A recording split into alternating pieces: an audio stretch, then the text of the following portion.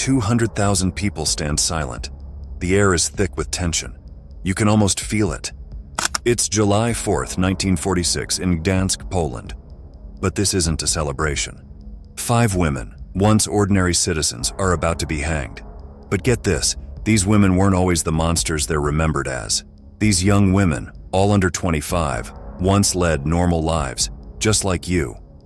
But somewhere along the way, they became guards at the 𝐼𝐻𝐺 concentration camp, and their faces could easily be next to the definition of pure evil in the dictionary. As the condemned are led to the gallows, a hush falls over the crowd, a crowd as big as the population of Salt Lake City or Birmingham, Alabama. How did it come to this? The executioner prepares the nooses, hearts race, breaths quicken. Is this justice or just more brutality? Eva Pars was born in 1920 in Lubbock, during a time when the world was still recovering from the First World War. She grew up in a period of economic hardship and political turmoil, but by all accounts, she was just another child of the interwar years. Like many young Germans, Eva joined the League of German Girls, or the BDM, in 1944. Now, this was no ordinary youth group. The BDM was all about indoctrinating young minds with Nazi ideology, and Eva was no exception. Her thoughts, her values, they were shaped by the propaganda of the time. But here's where things take a dark turn. The SS actively recruited from groups like the BDM. They promised women like Eva power and status. And so, in October 1944, Eva completed her training and became an overseer at 𝐼𝐻𝐺 concentration camp. Now, in most jobs, you get trained to do your duties well, maybe even to help others, but not here.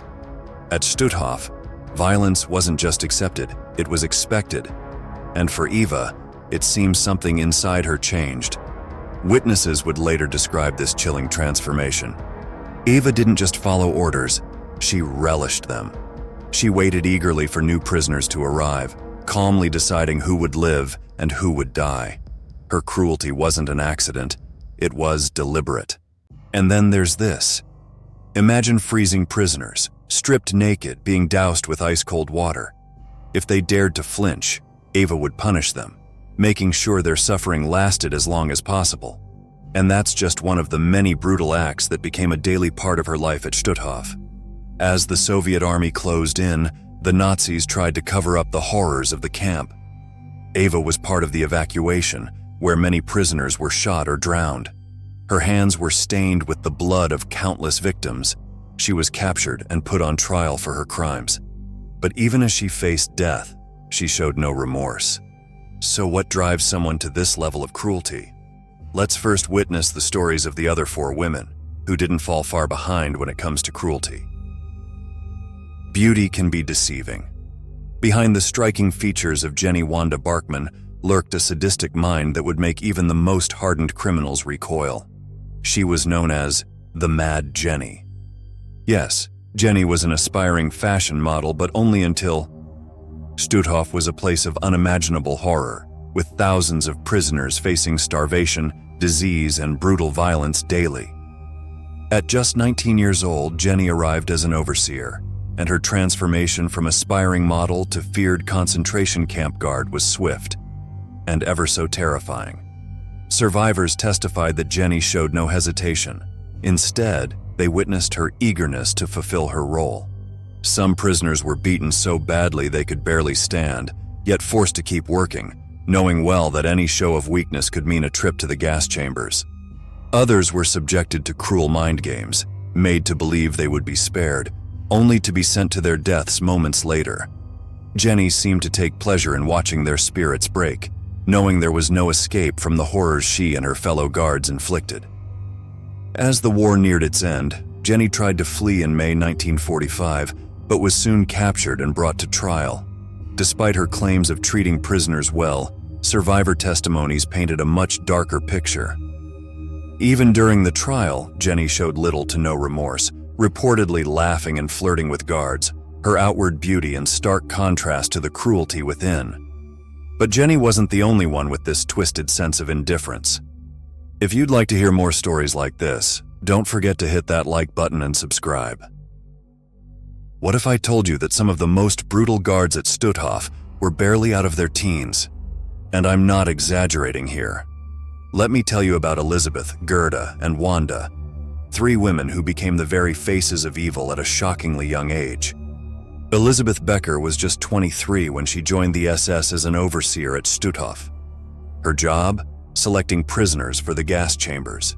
Yeah, imagine having the power to decide who lives or dies before you've even finished college. It's horrifying. But that wasn't all. Witnesses said that during the camp's final days, she abandoned evacuated prisoners at sea and just left them to die. Then there's Gera Steinhoff. Born in 1922, she was only 24 when she became a block leader at Stutthof. And boy, did she take that role to terrifying extremes. She climbed the ranks quickly thanks to her ruthless cruelty. She didn't just enforce the rules, she enjoyed causing pain. Gerda became one of the most feared figures in the camp, and she seemed to take pride in her reputation.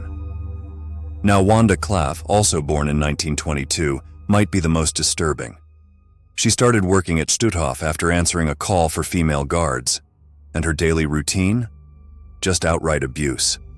During her trial, she proudly admitted, "I'm very intelligent and very devoted to my work in the camps. I struck at least 2 prisoners every day." Can you imagine that? Saying it like she was talking about a normal day at the office.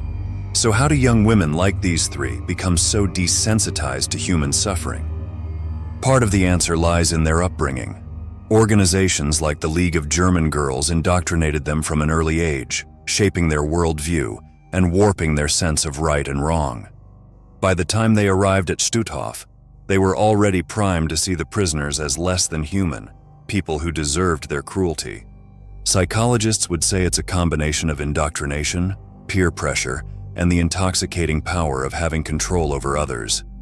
In the warped reality of a concentration camp, even the most brutal acts became routine, even rewarded. The transformation of these ordinary girls into full-blown Nazi executioners forces us to ask some pretty uncomfortable questions. How powerful is propaganda really? How easily can young minds be twisted into committing such atrocities? In just a few short years, these girls went from typical teenagers with dreams to cold-hearted killers. That makes me wonder, what would it take for any of us to cross that line? Becker, Steinhoff, Klef, they were young, yes, but does that excuse the horrors they participated in?